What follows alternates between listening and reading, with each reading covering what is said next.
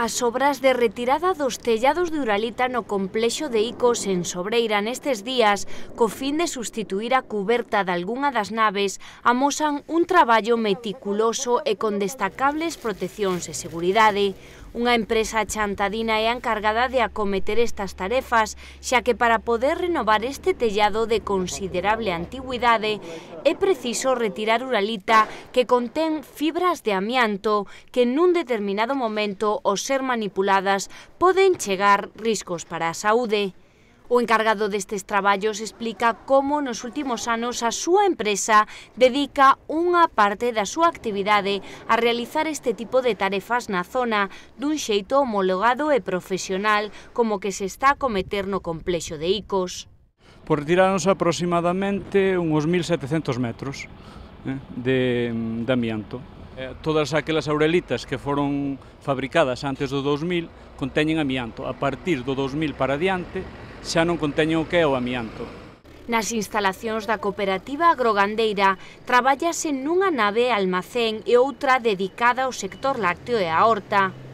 A presenza de amianto nestes materiais non é perigosa en si mesma, senón cando se dan determinadas condicións de rotura ou ao manipular e cortar este material. As partículas de amianto que se poden desprender nesta situación teñen un risco potencial para a saúde ao seren inhaladas. Cando hai maior peligro é realmente cando se cortan, cando se rozan, cando máis peligro hai. Hombre, algo van soltando, pero non como cando se cortan o eso.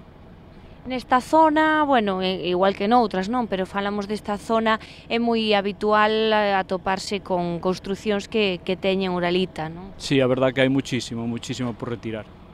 E a xente consciente sabe que isto pode ser prexudicial no momento dado? Bueno, hai xente que sí, hai xente que non. A verdad que agora parece que día a día xa se vai notando unha maior concienciación de facer a retirada por empresas autorizadas, de enviálos a puntos adecuados, donde a reciclen correctamente.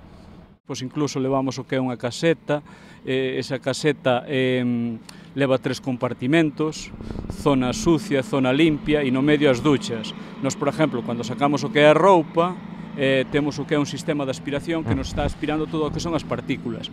Logo pasamos por o que é a ducha sin quitar a mascarilla e unha vez duchados quitamos o que é a mascarilla. Toda esa roupa que se leve encima hai que tirala a unha bolsa de basura donde se vai logo ao final etiquetar. Finalmente, esta vestimenta tamén vai parar o punto de xestión. Tratase dunha empresa relacionada coa construción que viu unha oportunidade na necesidade de retirar estes materiais de fibrocemento en moitas edificacións nunhas condicións controladas e que a miúdo se someten a inspeccións laborais. A maneira de realizar estas tarefas require moitas precaucións. En principio o que temos que facer é acordonar todo, non deixar pasar a ningunha persona ajena á empresa. Toda a persona que estea traballando dentro debe ter un curso de formación. Despois, logo, ten que levar funda, guantes, mascarilla, casco, bueno, todos o que son un EPI completo. Ese EPI, unha vez terminada a jornada, que é de 4 horas, hai que eliminalo. Hai que eliminalo, metelo nunha bolsa, esas bolsas etiquetalas e mandala conxuntamente co material ao centro de gestión. A planta de Gestán e Sobrado dos Monxes é onde van parar este tipo de residuos. Moitas pequenas construcións de uralita espalladas por todo o noso territorio teñen amianto. En máis aló do aspecto do negocio, estes profesionais recomendan tomar as debidas precaucións no momento de retirar estas cubertas. Nós o que lle recomendamos é que cando chega o momento de cambiar a cuberta, que a fagan cunha empresa que estea preparada para facer este tipo de traballos, que o reciclen debidamente, porque, aínda que a xente está acostumbrada a dicir que a manipulou toda a vida, non é o mismo manipular o que é unha aurelita nova que non unha xa con 10, 15, 20 anos de uso. Para executar estes traballos, a empresa levou a cabo un intenso período de formación e actualmente están autorizados polo ISGA.